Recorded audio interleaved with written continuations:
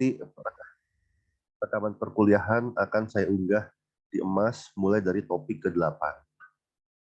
Oke, dari saya itu saja. Mungkin kelompok 5 bisa mempersiapkan presentasinya. Baik, Pak. Izin share screen ya, Pak. Ya, silakan.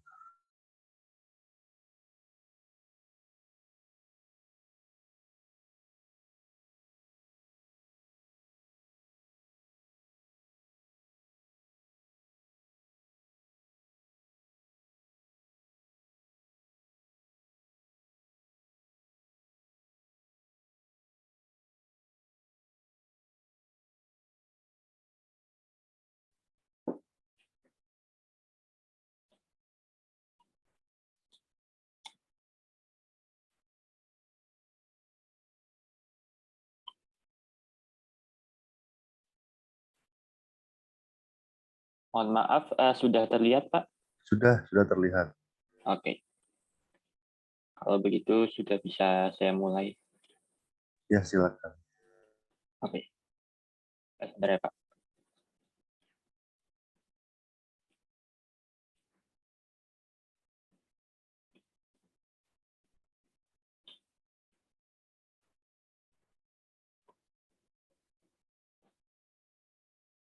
Oke, silakan dimulai. Oke, baik, Pak. Bismillahirrahmanirrahim. Assalamualaikum warahmatullahi wabarakatuh. Selamat siang semuanya. Kami dari kelompok 5 akan mempresentasikan tentang chapter 11 yang berjudul chapter 11 yang berjudul Business Communication.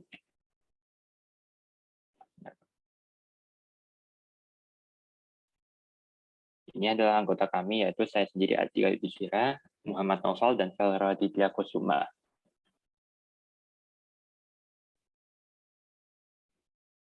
Nah, bisnis ini juga mempunyai komunikasi. Nah, komunikasi ini dalam suatu organisasi itu memiliki setidaknya 5 fungsi.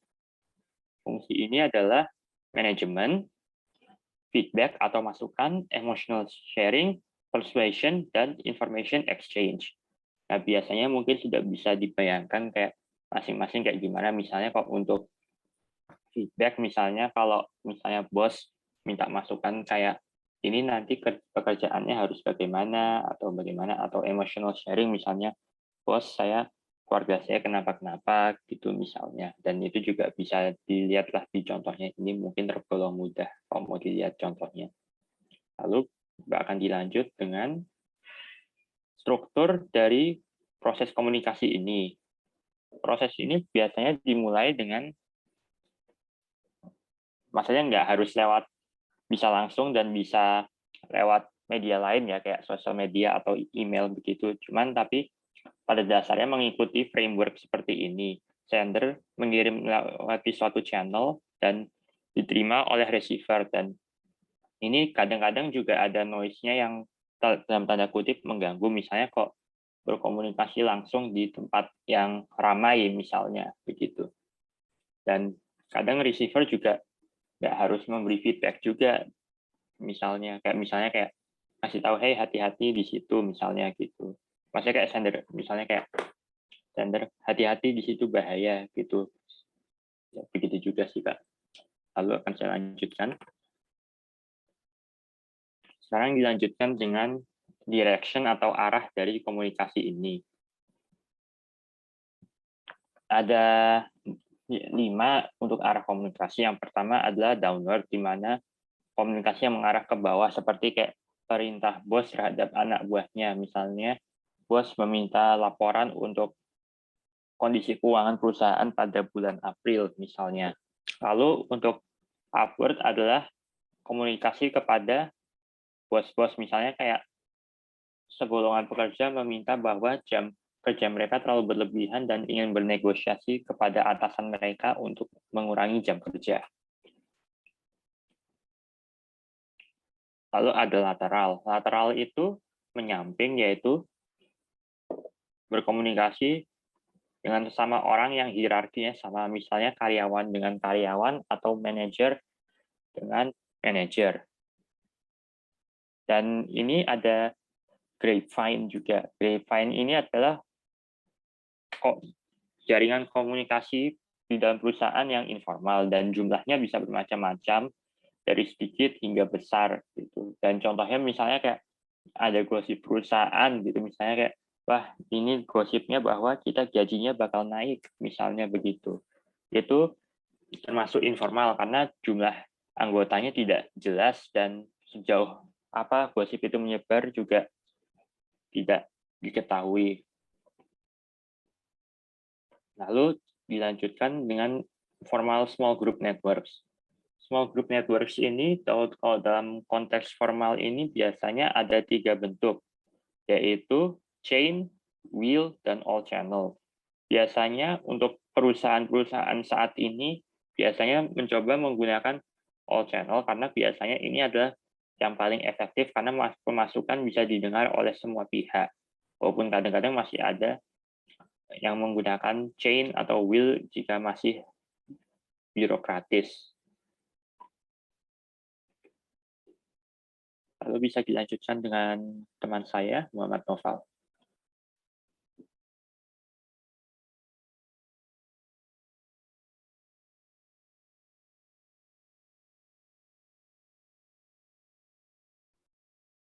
Kalau begitu akan saya lanjutkan terlebih dahulu. Mohon maaf Pak, suara saya kedengaran tidak Pak? Ya, terdengar. Baik Pak. Ini Oke, kita, ya udah, lanjutkan Noval. Oke, selanjutnya adalah bagian saya, yaitu pertama kita akan membahas tentang modes of communication, yaitu mode-mode atau jenis-jenis dari communication itu sendiri. Nah, di sini berdasarkan yang kami telah teliti dari beberapa sumber juga, komunikasi itu secara garis besar itu terbagi menjadi 3, yaitu dari sumbernya itu, yaitu pertama dari oral communication, yaitu komunikasi secara lisan, yaitu secara langsung melalui verbal. Lalu juga ada written communication atau komunikasi secara tertulis, bisa dilakukan secara tidak langsung, dan terakhir adalah non-verbal communication. Nah, kalau misalkan oral ini lebih ke lisan, percakapan, berbicara secara langsung, dan written ini lebih menulis. Nah, kalau non-verbal ini itu lebih menekankan kepada body language yang menyertai dari setiap omongan kita, seperti ya gestur tangan, kontak mata, dan segala macamnya. Lalu oral communication ini biasanya itu digunakan ketika kalau misalkan kita tuh sedang ingin menyampaikan sesuatu kan secara langsung. Nah, contoh-contohnya ini bisa dilihat seperti yang ada di slide, yaitu pertama contohnya adalah meetings, yaitu rapat secara langsung. Lalu untuk oral communication ini bisa dilakukan pun secara tidak langsung bertemu ya. Jadi bisa melalui media seperti video conferencing atau conference calling, dan terakhir ada telepon. Nah, itu juga termasuk contoh-contoh dari oral communication meskipun dilakukan secara tidak langsung. Lalu untuk written communication ada berbagai banyak contohnya, dan itu sudah biasa kita temukan sehari-hari di kehidupan kita. Contohnya itu seperti surat atau email, lalu social media, blog, PowerPoint, itu apa yang kita sampaikan di sini sekarang, lalu juga text message. Nah, ini sangat kita untuk zaman modern ini dan di zaman digital ini udah sangat banget lumrah untuk komunikasi secara written ya. Jadi kalau di sini tuh lebih menekankan kepada tulisan, jadi pesan yang akan kita sampaikan tuh bisa nggak harus dikeluarkan melalui suara-suara.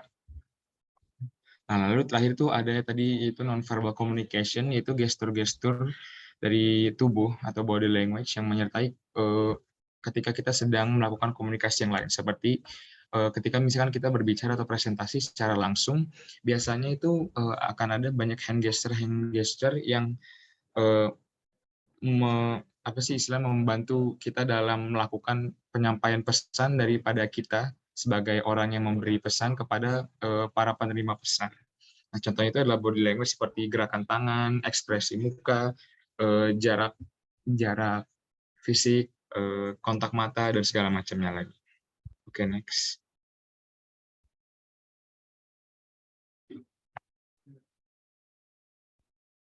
Oke, selanjutnya ada dari bagian sub chapternya itu choice of communication channel alias bagaimana pilihan-pilihan yang bisa kita lakukan ketika kita ingin berkomunikasi.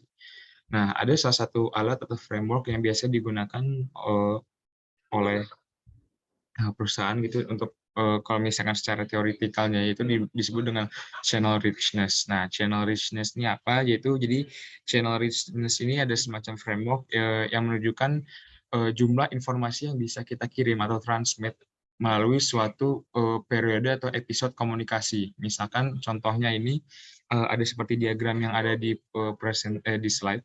Nah, jadi kita bisa mengurutkan dari low channel richness, jadi istilahnya informasi yang bakal disampaikan itu sedikit hingga high channel richness. Nah, ini bisa dilihat seperti kalau misalkan yang low itu seperti formal reports atau bulletins, memos, ya, di mana pada media-media komunikasi, mode-mode komunikasi tersebut kita hanya menyampaikan suatu informasi dalam jumlah yang kecil. Karena contoh seperti memo, biasanya itu memo itu seperti catatan kecil ketika kita ingin memberi pesan kepada orang, dan ketika orangnya tidak ada gitu bisa di kantor gitu ada dipasang di post-it segala macam memo gitu. Nah, itu kan informasi kecil, misalkan kayak semacam ya peringatan atau tugas-tugas yang ingin disampaikan, cuman kita nggak ketemu dia secara langsung. Lalu ada juga bertahap-bertahap seperti recorded speeches, terus habis itu ada email, bertahap lalu ke online discussion, voicemail, live speech, telepon conversation, video conversation, hingga face-to-face conversation. Nah, ini biasanya itu kelihatan kalau misalkan biasanya tuh kalau written communication tuh lebih kepada pesan-pesan singkat dan kecil low channel-nya. Yang dimana kita emang ingin mengirim pesan secara cepat dan penting, jadi nggak perlu dalam jumlah yang banyak, kuantitas yang banyak. Nah, kalau misalkan kita ingin menyampaikan suatu informasi dengan jumlah yang lebih besar informasinya, nah itu biasanya lebih menekankan kepada face to face ataupun oral communication. Nah, ini framework ini juga, diagram ini tuh dibentuk dari seberapa kita gitu, lebih tepatnya itu bisa menghandle banyak clues dalam secara bersamaan gitu, banyak informasi dalam bersamaan. Terus juga bagaimana kita tuh memfasilitasi tuh feedback yang cepat. Jadi kalau misalkan contohnya kalau misalkan kita ngechat kan biasanya kan ada tempo waktu beberapa lama agar si yang menerima informasi itu bisa memberikan feedback ke kita. Nah, itu berbeda dengan kalau misalkan kita bertemu secara langsung dan secara oral, yang dimana kita ngobrol seperti ini. Nah, biasanya otomatis orang yang menjadi lawan bicara kita tuh bakal menjawab kita secara langsung. Dan yang terakhir adalah how they can be very personal. Nah, ini seberapa private dan pribadinya, tingkat privatnya dari suatu pembicaraan. Nah, apakah kalau misalkan bisa kan kalau tertulis ini kan bisa dibaca oleh banyak orang meskipun dalam media, suatu media. Dan kalau misalkan conversation kan kadang ya emang secara private gitu. Makanya kalau misalkan kita ingin mengirimkan suatu informasi yang penting, itu biasanya kan kita lebih menekankan kepada untuk ketemu secara langsung gitu. Oke, lanjut selanjutnya. Next.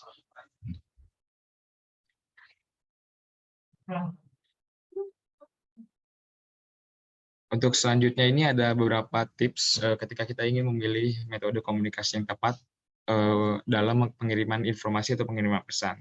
Nah, semua itu biasanya bergantung dari seberapa kita rutin mengerjakan komunikasi itu sendiri. Nah, kalau misalkan dan juga ini kita juga bisa memakai tadi channel richness tadi. Misalkan ketika kita bisa menggunakan written communication atau komunikasi tertulis ketika kita tuh emang informasi yang ingin kita sampaikan tuh benar-benar nyata gitu, jelas, terverifikasi, dan bisa direkam gitu. Karena kan kalau misalkan semua tertulis kan meskipun kita udah menyelesaikan komunikasi tersebut, tapi kan tercatat gitu. Kalau misalkan kayak di chat, di WA, atau email kan ada recordnya. Nah, kalau misalkan oral communication itu biasanya digunakan ketika kita itu ingin mendapat apa sih istilahnya kayak partisipasi atau penerimaan dari penerima komunikasinya itu, lawan bicara itu lebih baik gitu, istilahnya kayak lebih gampang didengar dan pesan yang kita sampaikan itu bisa jelas diterima oleh mereka. Dan terakhir ini non-verbal communication, Nah, terakhir ini non-verbal communication ini biasanya jadi seperti tadi yang udah saya kasih tahu, kalau ini ada sebuah aspek penting yang biasanya itu nge-support dari komunikasi-komunikasi yang lain, karena ini tuh biasanya meskipun hanya sebagai gerakan-gerakan tertentu, tapi ini biasanya menekankan pada literal meaning atau enggak meaning-meaning yang lebih bersifat psikologis gitu sih, dari pesan yang ingin disampaikan oleh si pengirim pesan. Next. Selanjutnya. Oke, yang terakhir ini adalah keamanan dari suatu informasi ini. Nah, perlu kita ketahui bahwa keamanan atau security dari suatu informasi itu adalah hal yang sangat penting bagi semua organisasi, baik itu perusahaan ataupun kita secara personal. Karena itu banyak pesan-pesan penting dan pesan-pesan rahasia yang bisa dibocorkan ketika ketidakadanya keamanan informasi itu sendiri. Apalagi kalau misalkan dalam dunia bisnis, di mana data dari klien atau data dari customer segala macam itu adalah data private dan rahasia, dan itu sebaiknya itu juga data-data tersebut kalau misalkan diolah secara online atau secara digital itu terenkripsi gitu. Nah, most companies itu, kebanyakan company sekarang itu secara aktif itu memonitor internet, bukan sekedar internet dari sang pengguna, termasuk pun juga internet dari karyawan mereka sendiri. Biasanya juga lewat pengiriman email, dan atau bahkan biasanya dikirim monitor melalui video-video dan rekod-rekod telepon yang terjadi gitu dalam kegiatan operation sehari-hari. Jadi baik ini dari sisi customer atau sisi employee, ini adalah hal yang sangat penting, karena kalau misalkan di sisi customer gitu, ini sebuah etika juga ya, bisa dibilang bahwa segala sesuatu yang berkaitan dengan bisnis yang dilakukan dengan klien itu adalah suatu rahasia antara suatu kita sebagai perusahaan dan dia sebagai klien. Dan di dalam internal perusahaan itu juga penting, karena itu bisa menjadi semacam rekod dan bukti bahwa operating activity, aktivitas operasi yang kita jalankan itu berjalan dengan baik dan sempurna. Gitu. Lalu selanjutnya akan dijelaskan oleh teman saya.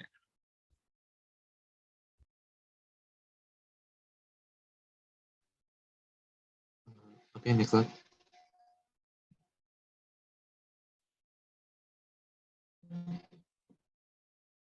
Next slide.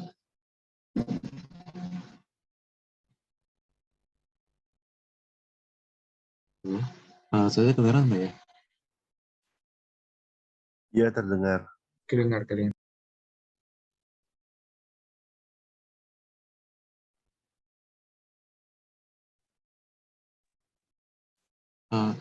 Langsung next slide aja.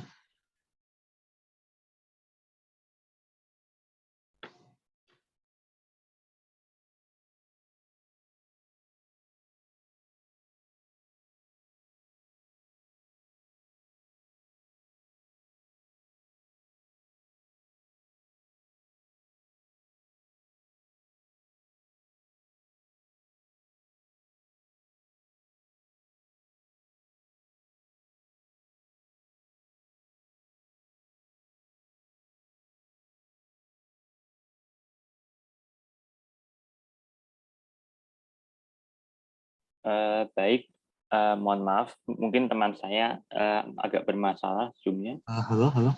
Halo, kedengaran Farel? Kalau mau Next slide dilanjut aja, bisa. next slide aja. Suaranya masuk kok. Next slide aja langsung.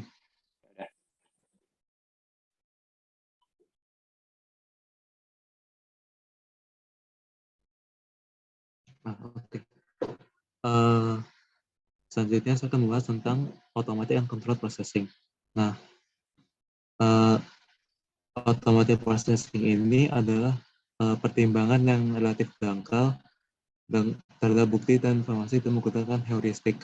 Nah, automatic processing ini tidak memerlukan usaha yang tinggi atau menggunakan usaha rendah, dan juga waktunya lebih cepat. Tapi kekurangannya adalah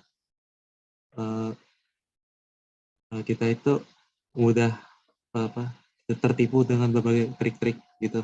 Nah, sementara kalau control processing itu pertimbangan terperinci, bukti dan informasi itu menggunakan fakta, fiktor, dan logika. Nah, karena menggunakan fakta-fakta itu, maka waktu yang diperlukan itu lama dan prosesnya juga lama, usahanya juga udah pasti besar gitu. Tapi dengan ini kita tidak mudah dibohongi atau ditipu dengan trik-trik itu. Nah, berbagai tipe processing itu ada 5. Yang pertama, tingkat ketertarikan. Nah, kalau seseorang tertarik dengan suatu topik tertentu, maka mereka akan menggunakan control processing, karena ya perlu data-data juga untuk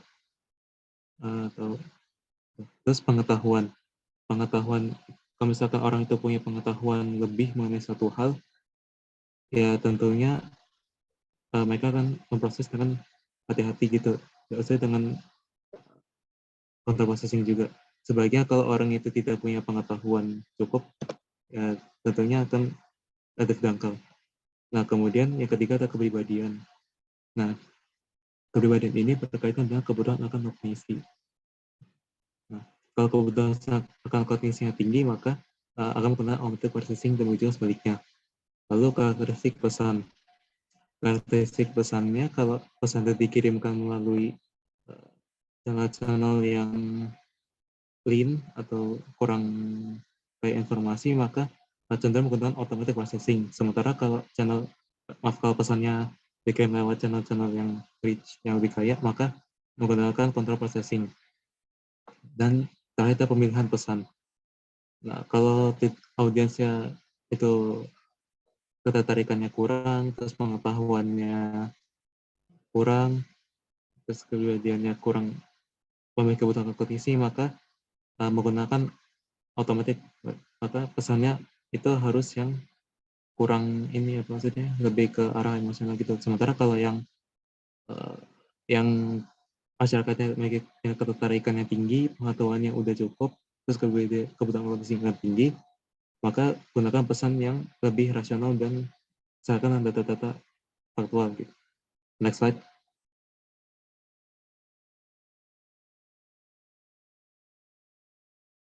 Nah, selanjutnya saya akan membahas tentang hal-hal komunikasi efektif. Yang pertama ada filtering. Nah, filtering ini adalah manipulasi informasi dari pengirim pesan agar pesan itu tidak menguntungkan bagi penerima. Ya, seperti contoh, seorang manajer itu memberi informasi yang hanya mau didengar oleh bosnya gitu. Nah, semakin vertikal level hierarki organisasi, kemungkinan filternya akan semakin besar. Selain itu juga filternya juga terjadi karena perbedaan status. Selanjutnya ada selective perception. Nah, selective perception ini penting. Kenapa? Karena penerima informasi itu secara selektif melihat dan mendengar informasi berdasarkan keperluan, motivasi, dan karakteristik lain. Nah, selain itu, si penerima juga memproyeksikan ekspektasinya terhadap informasi saat mereka menginterpretasikan informasi tersebut. Lalu yang ketiga ada information overload. Itu adalah keadaan di mana arus masuk informasi itu melebihi kapasitas proses individu. Nah, apa yang terjadi jika informasi itu masuk nanti ke proses individu? Tentunya si individu akan memilih mengabaikan atau melupakan informasi tersebut. Nah, karena itu hal ini berakibat komunikasi menjadi kurang efektif. Next slide.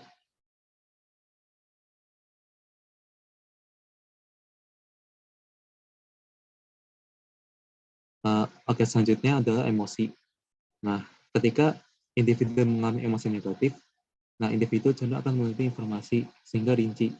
Sehingga ketika individu mengalami emosi positif, cenderung menerima komunikasi keberuntungan saja dan tidak diteliti sampai rinci. Nah, selain itu, emosi yang ekstrim, misalkan terlalu bahagia atau depresi, itu bisa mengganggu komunikasi efektif. Terus bahasa.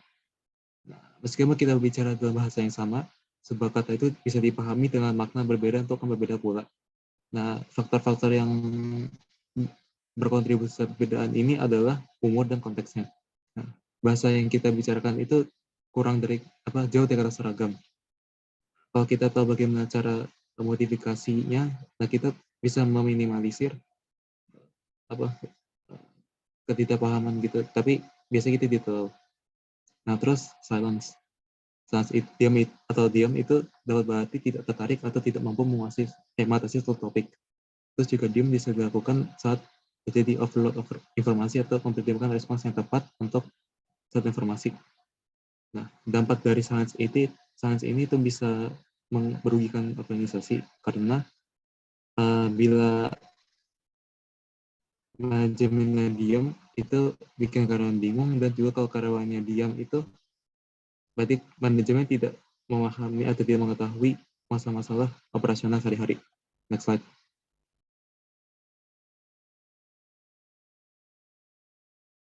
Nah, kemudian ada communication apprehension. Nah, communication apprehension ini adalah ketakutan dan ketegangan yang kita semestinya dalam komunikasi oral, tertulis, atau keduanya. Orang yang punya ketakutan ini tuh takut kalau misalkan dia harus berkomunikasi kayak tatap muka atau lewat telepon, dan lebih bergantung pada kayak tertulis seperti email atau memo. Nah, terus kemudian ada lying. Nah, setiap orang itu memiliki definisi yang berbeda dari berbohong. Misalnya kayak berbohong itu kayak menyembunyikan kayak suatu fakta itu dari orang lain gitu, dan sebagainya. Nah, setiap orang itu rata-rata berbohong 1-2 kali dalam sehari. Tapi ada juga yang lebih. Nah, kebanyakan orang juga tidak pandai dalam mendeteksi penipuan orang lain karena tidak ada tanda-tanda khusus kalau orang itu berbohong.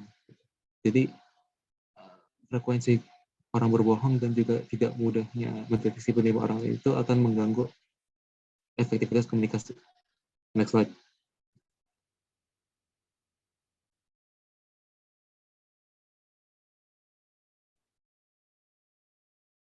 Nah, sekarang saya menjelaskan tentang faktor budaya. Nah, ada berbagai halangan budaya. Yang pertama, halangan akibat semantik. Nah,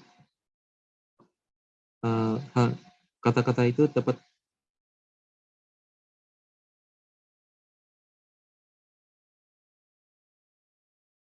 Kayaknya hang ya.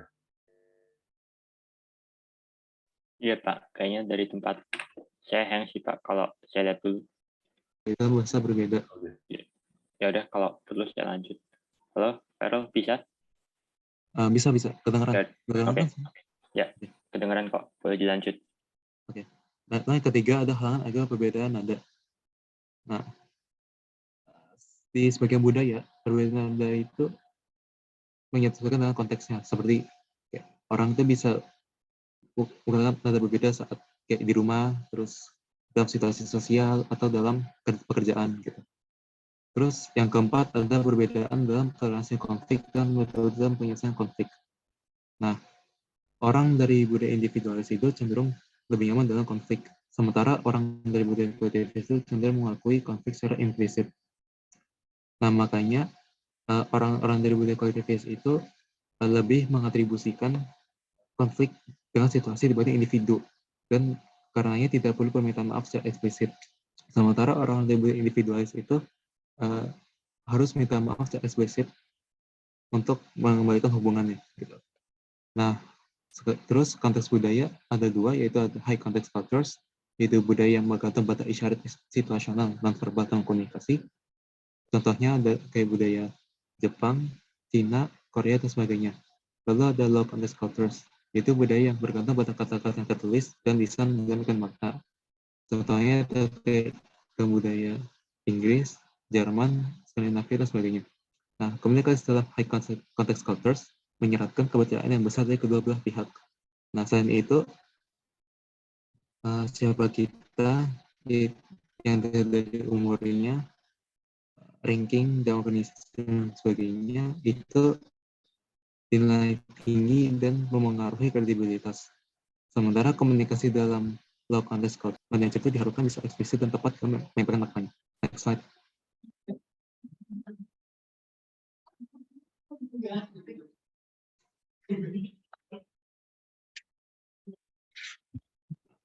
Terakhir ada a cultural guide. Setiap orang memiliki sudut pandang berbeda yang dibentuk oleh budaya masing-masing. Oleh karenanya, setiap orang dapat menentukan solusi yang kreatif bila dapat berkomunikasi dan efektif. Nah, menurut Fred Kashmir, kita itu tidak saling berkomunikasi dengan orang yang berbeda hanya karena generalisasi yang berasal dari budaya asalnya. Nah, hal ini berbahaya apalagi kalau kita buat asumsi berdasarkan teks yang bisa dilihat saja. Nah, komunikasi karena terbaik budaya yang bisa dipahami secara menyeluruh, komunikasi antar budaya itu harus didasarkan pada sensitivitas dan tujuan bersama. Ada cara komunikasi dengan orang dari budaya yang berbeda supaya tidak terjadi misinterpretasi adalah yang pertama dengan ketahui dirimu, dari kita masing-masing. Yang kedua, ciptakan ekosistem yang menghormati keadilan dan demokrasi. Yang ketiga, sampaikan fakta, bukan interpretasi sendiri. Yang keempat, pertimbangan sudut pandang orang lain. Dan yang terakhir adalah secara proaktif, pertahankan identitas grup.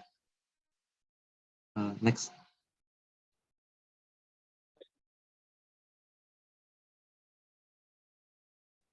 Oke, sekian itu aja. Sekian presentasi dari kami. Terima kasih. Apakah ada pertanyaan? Oke, terima kasih kelompok 5. Jadi ini sudah jam 2.45 ya. Mungkin kita langsung break saja. Tapi sambil break, silahkan teman-teman yang mau bertanya menyampaikan pertanyaannya lewat chat box. Jadi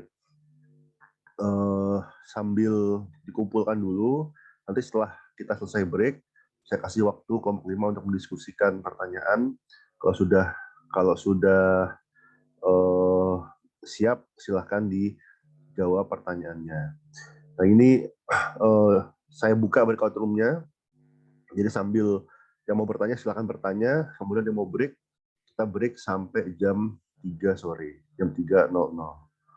Saya buka breakout room-nya. Yang belum bergabung, yang belum menuliskan nomor kelompok di depan, mohon menuliskan nomor kelompok.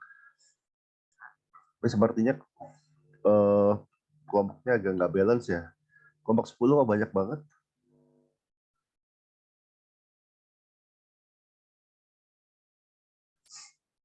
Oke, dan nanti silahkan kalau misalnya salah tempat, silahkan pindah ke tempatnya sendiri karena sudah saya setting boleh pindah. Silahkan memilih breakout room sesuai kelompoknya. Oke, kita break dulu sampai jam 3.00.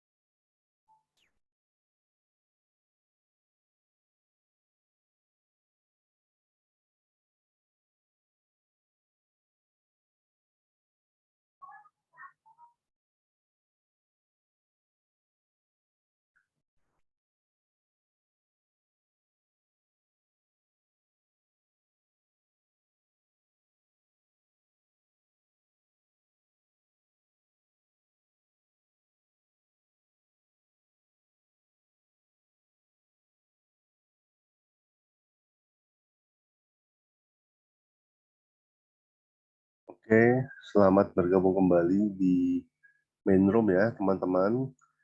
Sudah ada satu pertanyaan dari kelompok 6 dan kelompok 5 sudah ada jawabannya. Mungkin saya persilahkan kelompok 5 untuk memberikan jawaban atas pertanyaan. Kemudian untuk kelompok yang lain, mohon mempersiapkan pertanyaan juga. Jadi Oke, sudah ada dari kelompok 5. Jadi saya buka setelah kelompok 5 menjawab pertanyaan kelompok 6, akan saya buka ronde kedua untuk tanya jawab. Oke, saya persilahkan kelompok 5, silahkan dijawab. Oke, terima kasih Pak Imam Zainuddin. Saya sebagai perwakilan dari kelompok 5 ingin menjawab salah satu pertanyaan yang dilontarkan oleh Amiraza Rasalim dari kelompok 6. Tunggu sebentar ya, Pak.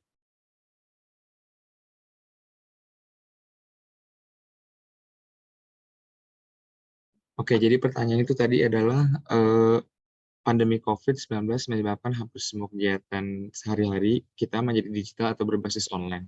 Sehingga muncul istilah digital fatigue yang dialami oleh para karyawan dalam lingkungan kerja yang mempengaruhi proses komunikasi antar karyawan.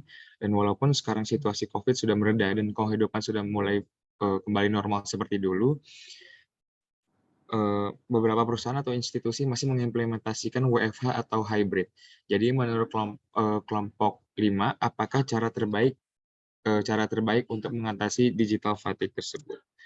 Oke, kalau misalkan dari kelompok kami, kelompok 5, saya mendapat beberapa referensi dari Klik Dokter, artikel Klik Dokter, yaitu digital fatigue itu menurut artikel tersebut adalah sebuah perasaan lelah secara fisik dan mental akibat mengakses internet, baik itu pekerjaan, termasuk juga media sosial. Jadi kalau misalkan kita sering kayak main HP setiap hari, kalau misalnya kelamaan itu bisa menyebabkan digital fatigue tersebut. Nah, dan itu jika melakukan hal di depan internet itu secara terus-menerus atau berlebihan. Nah, dampak dari digital fatigue ini banyak terutama untuk di perusahaan ya, untuk di bisnis atau di karyawan sendiri, karena itu dapat menurunkan produktivitas dari karyawan itu sendiri dan akan berdampak kepada kinerja perusahaan secara tidak langsung. Dan juga bahkan ini juga penting karena hal ini bisa menyebabkan depresi atau stres yang berkepanjangan ataupun depresi pada karyawan itu sendiri. Jadi itu suatu hal yang sebenarnya tidak baik. Nah, jadi kita mendapatkan beberapa semacam kayak tips and trick gitu ketika kita mengalami hal tersebut. Jadi lebih kepada kegiatan preventifnya sih, yaitu gimana cara mencegah gitu dan represifnya. Jadi kayak kalau misalkan kita lama-lama di depan laptop atau komputer atau HP mengakses internet gitu, yang pertama itu sebisa mungkin luangkan waktu sekitar 15 sampai 30 menit untuk istirahat setelah menatap layar ponsel atau laptop. Itu dengan cara memejamkan mata, meredupkan mata, kayak di di istirahatin gitulah matanya, supaya indera penglihatan tuh lebih rileks. Dan kalau misalkan dalam pencahayaan, kalau bisa tuh dalam proses relaksasi mata tersebut, itu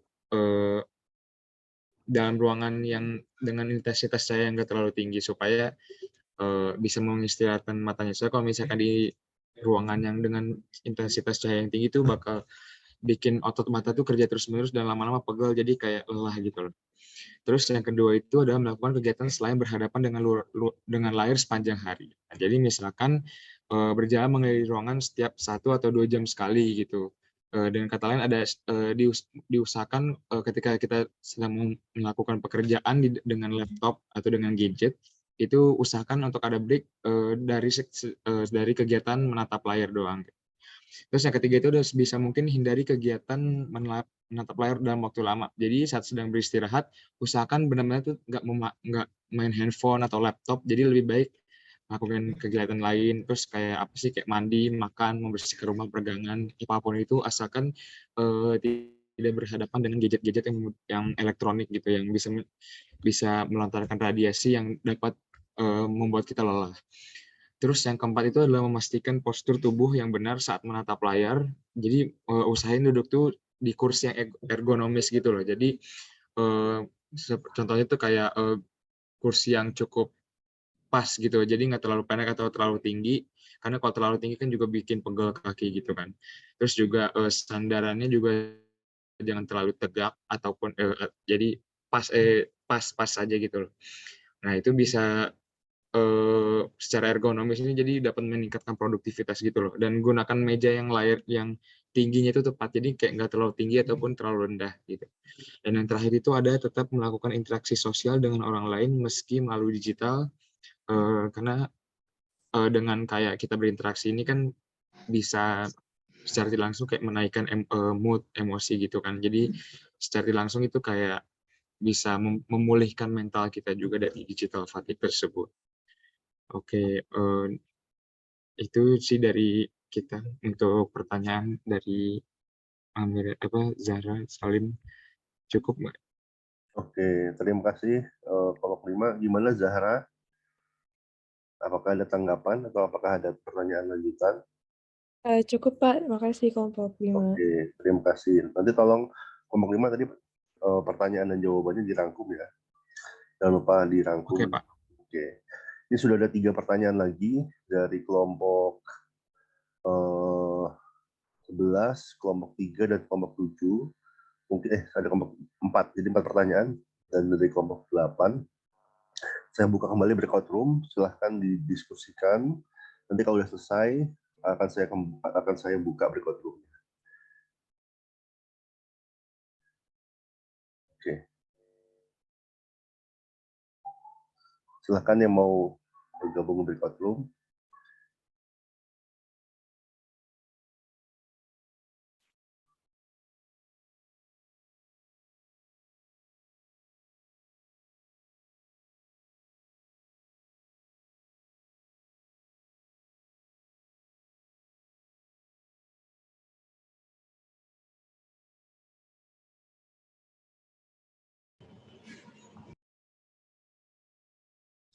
Diandra, ini kelompok berapa?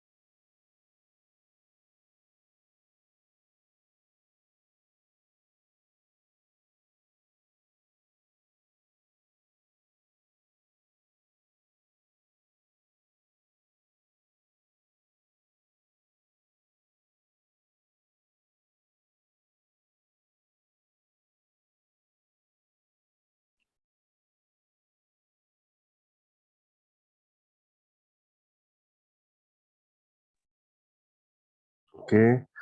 Kelompok 5, apakah sudah siap? Siap, Pak. Silakan, Pak. Oke, silakan dijawab pertanyaannya. Oke, Pak. Saya akan memulai dengan menjawab pertanyaan dari Diandra Safa dari kelompok 6. Pertanyaan nggak usah disuarain. Yaudah gue yang nggak usah disuarain deh. Bener. ya udah. Benar ya. Kalau begitu lanjut aja kok kayak gitu. Pertanyaannya adalah kalau diaplikasikan dalam sebuah perusahaan, bagaimanakah flow atau aliran dari model wheel network, mulai dari top level management hingga ke karyawannya, dan apakah ada contohnya perusahaan yang pakai model ini? Jawaban saya adalah kalau misalnya dalam sebuah perusahaan ya, wheel network ini jarang ditemukan dalam skala besar biasanya, karena hal ini bisa membuat rumit karena top management bisa jadi kayak terlalu banyak komunikasinya, jadi malah bisa membuat top manajemennya kewalahan lah ya pada dasarnya. Dan tapi wheel network langsung ada juga kok di dalam perusahaan gitu, tapi biasanya perusahaan atau usaha kecil. Contohnya misalnya kayak warung gitu ya. Kalau warung itu kan karyawannya kan nggak terlalu banyak, palingan bisa dihitung jari. Dan biasanya karyawan-karyawan ini kan bertanggung jawab langsung kepada pemiliknya dan vice versa juga. Tapi kalau di wheel network juga bisa ketemu sih di perusahaan besar, tapi biasanya ketemunya dalam bentuk kayak subdivisi proyek gitu. Proyek kecil misalnya kayak misalnya kayak perusahaan kontraktor punya dapat proyek kayak kamu dapat ngerjain area perumahan ini misalnya begitu. Itu biasanya wheel network bisa dilakukan dengan kayak misalnya mandornya sebagai manajernya dan buruh bangunannya sebagai kayak bertanggung jawab langsung kepada mandornya. Tapi itu kok misalnya proyek kecil ya, kok proyek besar kayak misalnya gedung gitu bisa bermacam-macam mandornya gitu. Dan dalam skala kecil ada, tapi skala besar biasanya jarang. Itu Diandra jawaban saya. Apakah sudah jelas?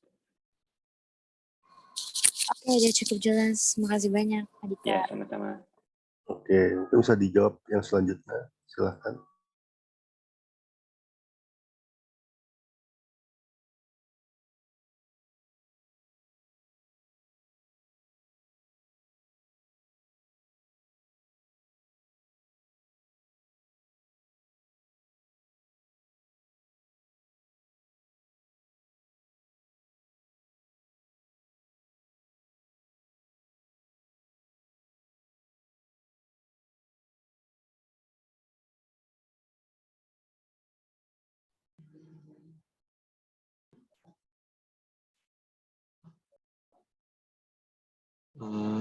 Baik, selanjutnya saya akan menjawab pertanyaan dari Anggi Amira. Beberapa cara yang dilakukan untuk meminimalisir miskomunikasi dalam tim adalah baca pesan yang disampaikan, lalu cek apakah audiens memahami pesan yang disampaikan, terus pilih metode komunikasi yang bijak, terus saat mengomunikasikan topik-topik sulit, tenangkan terlebih dahulu, terus diam sejenak untuk melakukan pendapat orang lain, dan yang terakhir itu adalah ajak audiens untuk bertemu dengan kita kalau mereka tidak memahami apa yang kita sampaikan. Terus program yang dapat dilakukan untuk meningkatkan komunikasi adalah contohnya dalam program pendidikan dan pelatihan, terus mengadakan acara-acara khusus, dan yang terakhir juga media komunikasi internal seperti kayak majalah dinding, bulletin, dan sebagainya. Apakah sudah jelas? Oke, sudah jelas. Terima kasih, Feral. Oke, silahkan yang berikutnya.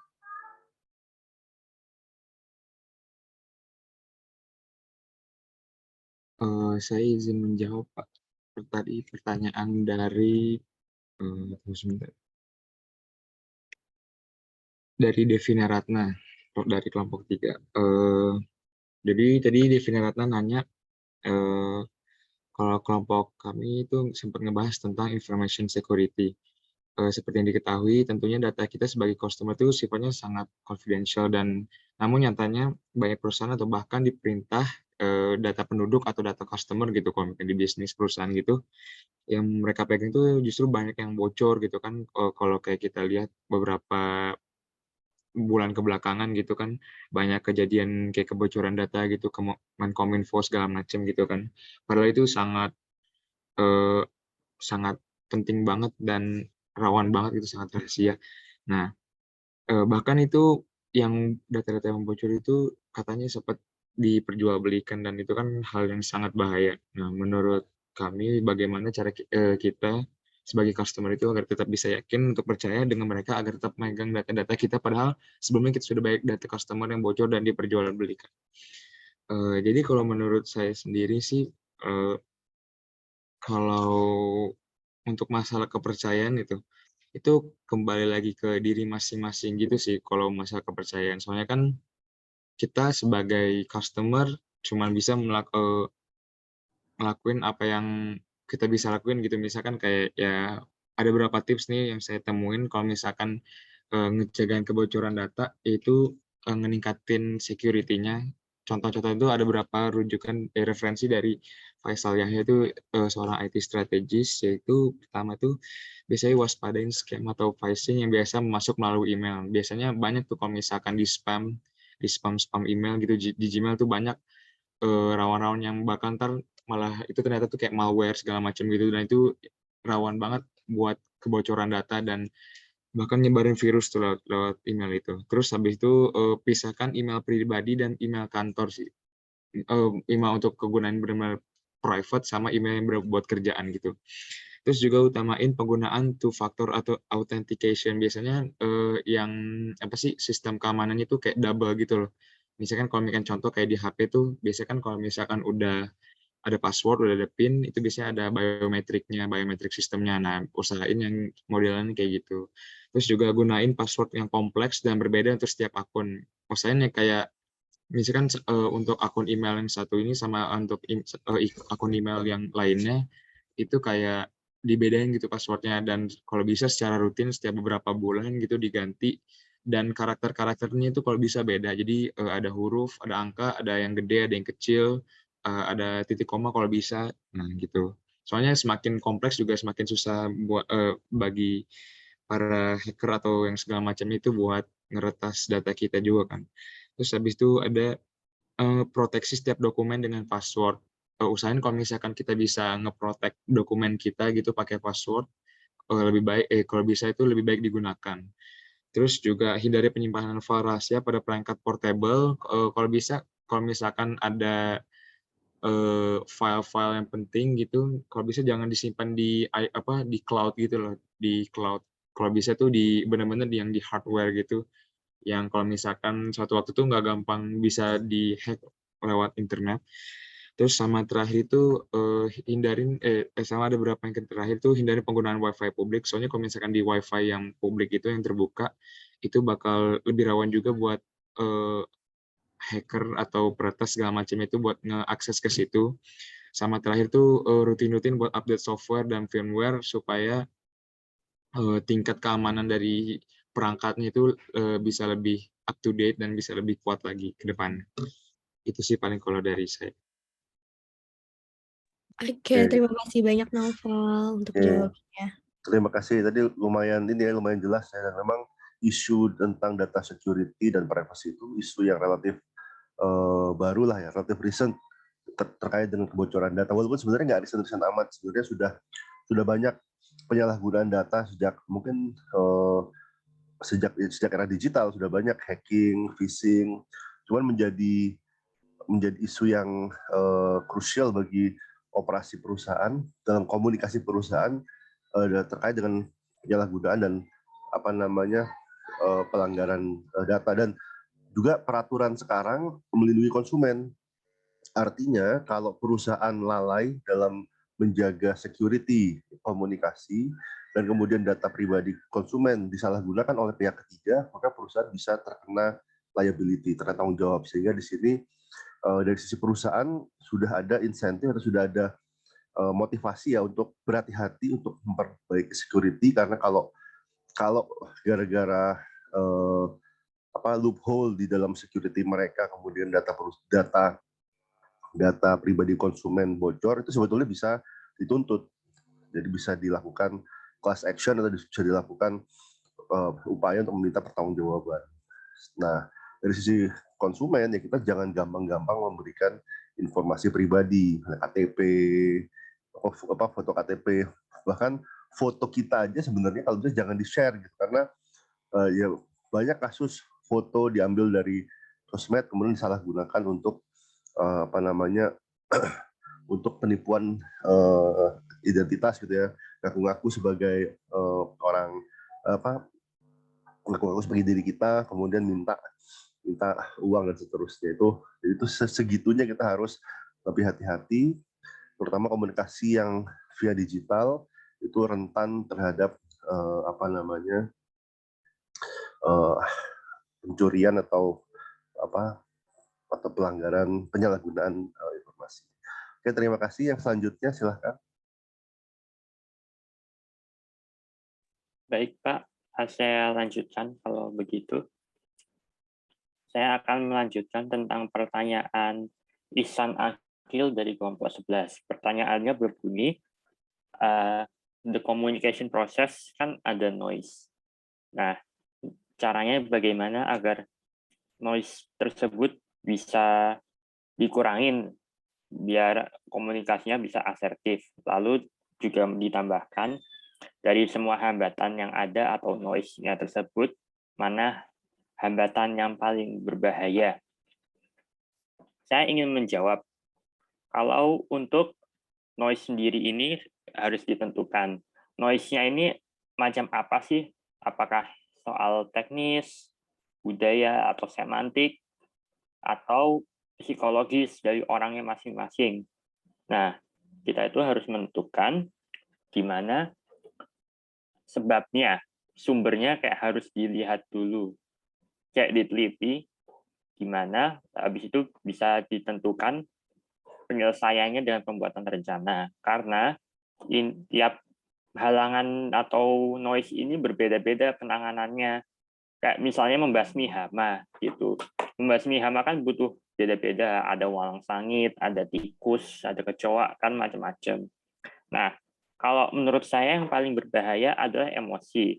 Karena kalau hambatannya berbentuk emosi ini, orangnya tidak berpikir secara jernih pada dasarnya ya, dan mudah tersinggung gitu. Jadi kalau misalnya emosi diabaikan, bahayanya bisa besar karena orangnya nggak bakal memikirkan apa yang dia pikirkan atau lakukan.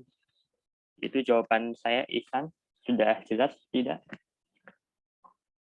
Baik, sudah menjawab. Terima kasih. Ya, sama-sama. Oke. Oke, terima kasih. Silakan dilanjutkan.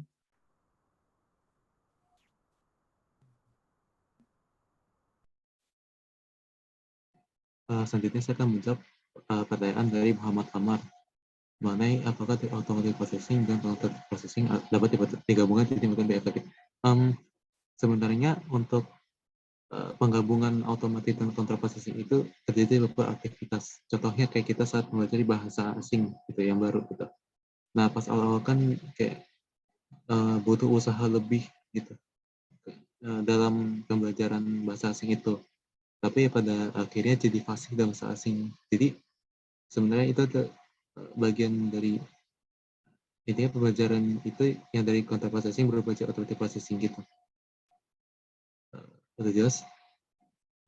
Oke, mungkin saya ingin klarifikasi ya tentang automatic dan control itu sebenarnya itu dua proses yang berbeda yang nggak bisa digabungkan karena yang satu otomatis berbasis shortcut ya, jadi yang penting cepat diproses, cepat diambil kesimpulan, tapi seringkali mengabaikan atau tidak atau membuang banyak proses pengolahan, artinya banyak informasi yang hilang akibat automatic processing. Sedangkan control processing itu prosesnya runut, panjang, rumit, tapi dia mengakomodasi semua informasi yang dimiliki dan dia lebih logis. Sedangkan kalau automatic itu kadang-kadang bukannya tidak logis, tapi lebih ke bounded rationality. Ini sudah dapat ya bounded rationality sebelumnya bahwa ada keterbatasan gitu, rasionalitas terbatas. Dengan pada control dia berusaha untuk memaksimalkan proses rasional.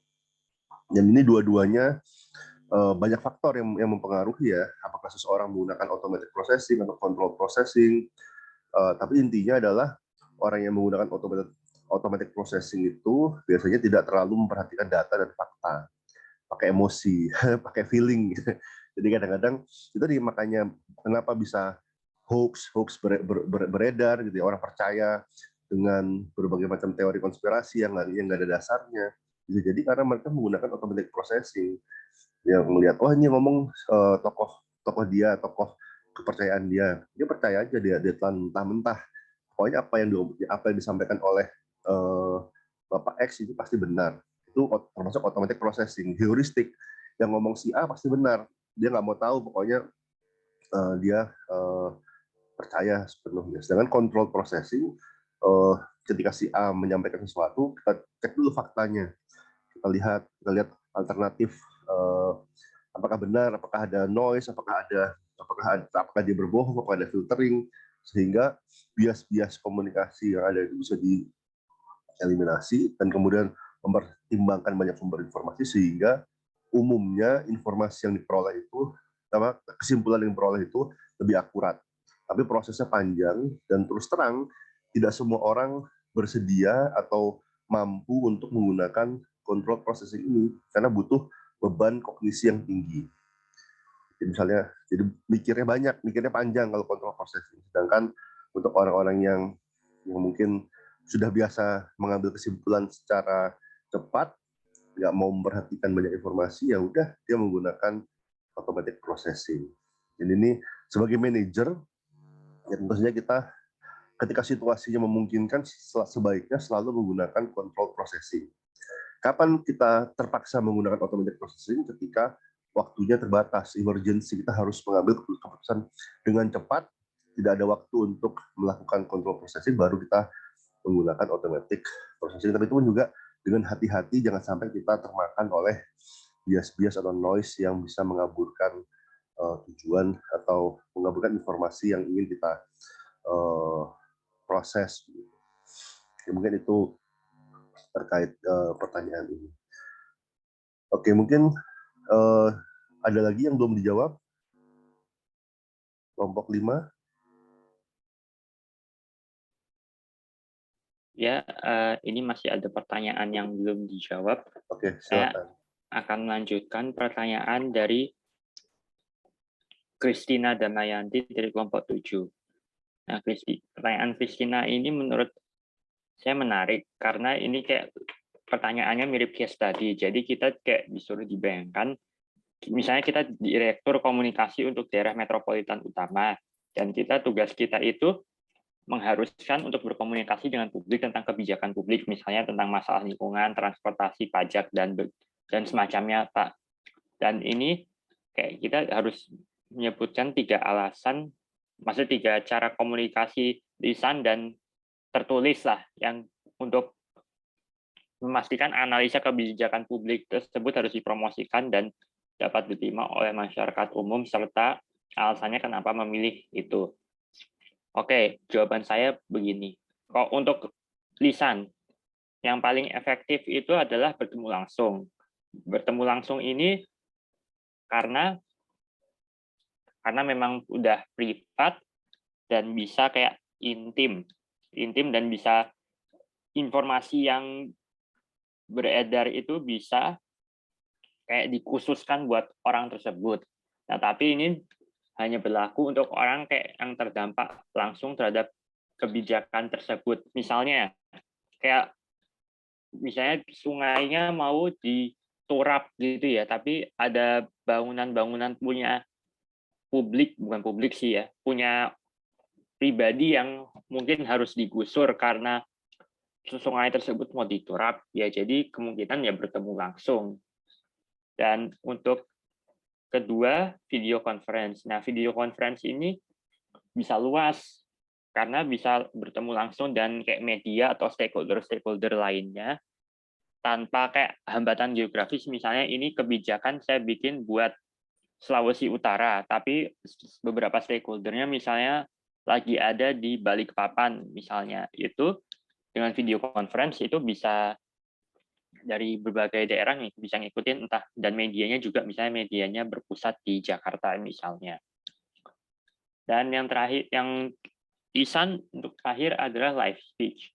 Live speech ini biasanya kok di Indonesia itu ketemunya kayak segerombolan gitu lah, misalnya kayak tanya jawab langsung tapi di banyak orang gitu, misalnya kayak bukan operasi pasar ya, kayak misalnya kayak pembicaraan tentang kebijakan, misalnya kayak minyak murah atau apa gitu, kan bakal dikomunikasikan kepada banyak orang, tapi secara langsung juga. Lalu untuk yang tertulis, yang pertama adalah sosial media ya.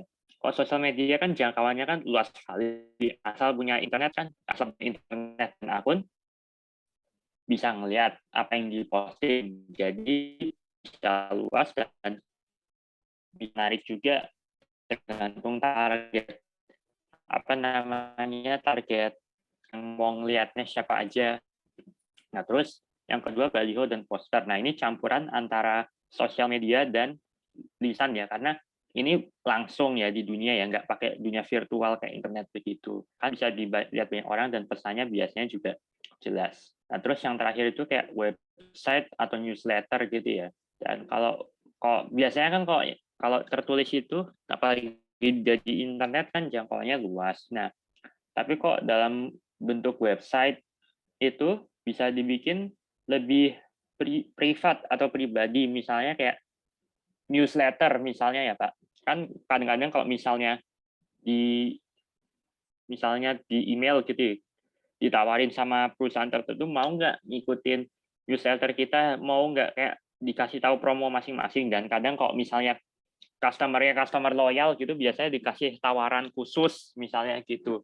Nah, kalau pemerintah juga bisa kayak gitu sih, kalau misalnya merasa stakeholder-nya itu penting dan pesannya bisa dibikin custom lah pada dasarnya. Oke, untuk Christina, pertanyaannya sudah bisa diterima? Sudah, makasih Ya, Andika. sama-sama. Oke, terima kasih kelompok 5. Nanti tolong setelah ini materi presentasi dan juga rangkuman tanya jawabnya dikirimkan lewat WhatsApp grup ya. Nanti akan saya posting juga ke Mas.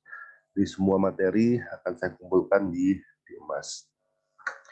Sudah jam 4, mungkin saya tutup saja.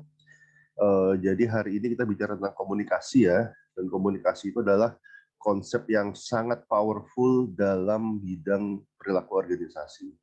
Kenapa? Karena dengan komunikasi manusia bisa mempengaruhi perilaku orang. Jadi kalau kita kembali ke tujuan kita belajar perilaku organisasi, kan yang pertama adalah untuk memahami. Kalau sudah bisa memahami, kita bisa memprediksi. Setelah kita bisa memprediksi, kita bisa mengendalikan perilaku orang. Nah, bagaimana kita mengendalikan perilaku orang? Yaitu dengan komunikasi. Kalau kita rinci tujuan komunikasi, tadi sudah kelompok 5 sudah memaparkan beberapa tujuan-tujuan komunikasi. Tapi kalau kita boil down kembali, kita sarikan kembali, sebetulnya tujuan orang berkomunikasi itu hanya satu, yaitu untuk mempengaruhi orang lain agar receiver berperilaku sesuai dengan keinginan dari sender. Sebagai contoh yang paling sederhana ya, saya selalu memberikan contoh komunikasi paling sederhana, paling primitif, yaitu bayi menangis. Bayi masih umur seminggu 2 minggu mungkin ya, nangis. Pasti ada tujuannya. Kenapa dia nangis? Mungkin dia lapar, mungkin dia popoknya penuh, mungkin dia nggak nyaman. Kemudian dia menangis dengan harapan hal yang kebutuhan dia itu terpenuhi. Nah, tergantung apakah receivernya memahami dia nangis ini apa sebabnya. Kalau misalnya ibunya memahami, oh ya ini nangis gara-gara lapar, kemudian disusui, kemudian diam. Itu feedback sebetulnya, ada proses feedback bahwa oh ya saya lapar, saya nangis, disusui. Kemudian itu menjadi menjadi program ya. Walaupun setelah dia belajar bahasa, semakin dia mampu berbicara, ya pasti dia semakin kompleks bahasanya. Tapi yang paling sederhana, ketika bayi lapar, dia nangis. Tujuannya untuk mempengaruhi perilaku ibunya. Nah, pada yang lebih kompleks, katakanlah seorang CEO memberikan notulen dan memberikan memo kepada karyawannya. Apa tujuannya? Pasti karena CEO tersebut ingin karyawannya berperilaku tertentu sesuai dengan isi memonya. Karena kalau tidak ada tujuannya, kalau tidak ada perilaku tertentu yang ingin dibentuk, ngapain ngirim memo? Minimal misalnya reminder ya, misalnya saya ingin mereminder tentang visi misi karyawan, visi misi perusahaan, saya ingin memaintain motivasi karyawan, itu sudah bentuk perilaku yang diharapkan oleh CEO ketika mengirimkan pesan. Ketika seseorang posting di sosial media, posting di Twitter, Instagram, pasti ada tujuannya. Tujuannya, oh saya ingin disukai, saya ingin dikagumi. Harapannya adalah ada perilaku dari receiver misalnya, kasih like, share, dan seterusnya yang diharapkan oleh sang pengirim. Jadi komunikasi itu adalah konsep yang sangat powerful. Nah, pada detailnya, pada tataran teknisnya, ada seninya atau ada skillnya. Komunikasi itu ada skillnya. Kalau yang unskilled, ya kayak bayi nangis, itu bukan metode komunikasi yang paling tepat. Nangis, apa isi nangisnya nggak jelas. Kadang-kadang kalau misalnya ibu yang belum paham ya mungkin bingung, ini nangis kenapa nih? Karena nggak tahu, nggak bisa menerjemahkan. Tapi kalau pada taraf yang lain, seorang orator misalnya yang ahli berbicara, ahli berkomunikasi, dia bisa menggunakan berbagai macam tools, berbagai macam channel, berbagai macam message, sehingga bisa mempengaruhi orang banyak. Hanya dengan lidahnya, hanya dengan lisannya, dia bisa menggerakkan massa, dia bisa menggerakkan orang, menggerakkan sebuah negara dengan kekuatan lisan. Itu terjadi, dengan itu bisa.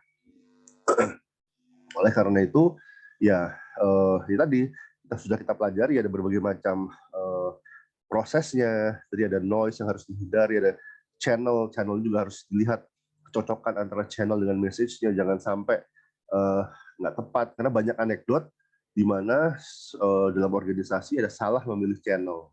Misalnya ada seorang CEO marah-marah sama karyawannya melalui email perusahaan kalau salah ya. Kemudian emailnya itu tersebar keluar.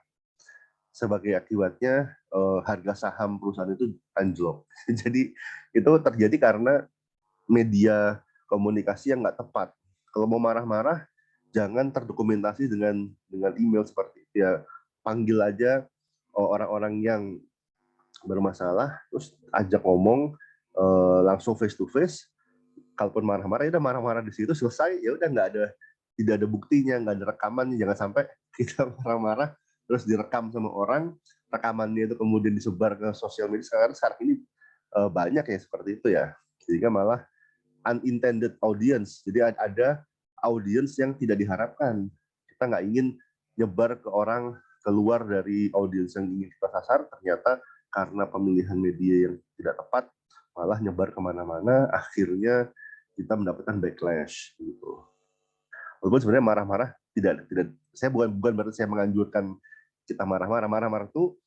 Marah-marah itu komunikasi yang, jadi pada kasus tertentu boleh marah-marah. Jadi ada kasus-kasus di mana marah-marah itu bisa produktif. Tapi most likely kalau kita marah-marah tanpa justifikasi, jadinya kontraproduktif. Tapi intinya marah itu adalah salah satu teknik. Marah adalah salah satu teknik mengendalikan atau mengendalikan perilaku dalam organisasi. Mungkin itu sedikit yang mau saya sampaikan untuk menutup pertemuan minggu ini. Mungkin itu saja. Minggu depan saya sekarang sedang kurang sehat terus terang. Jadi minggu depan kalau saya belum membaik, kemungkinan kita akan tetap online. Tapi kalau misalnya saya sudah membaik, kita akan offline. Nanti akan saya sampaikan melalui WhatsApp group. Mungkin itu saja. Terima kasih banyak. Selamat sore. Assalamualaikum warahmatullahi wabarakatuh. Waalaikumsalam warahmatullahi wabarakatuh. Terima kasih Terima Mbak. kasih, Pak. Ya, kelompok 5 jangan lupa Pak. dikirimkan Pak. PPT-nya sama rangkuman. Pak.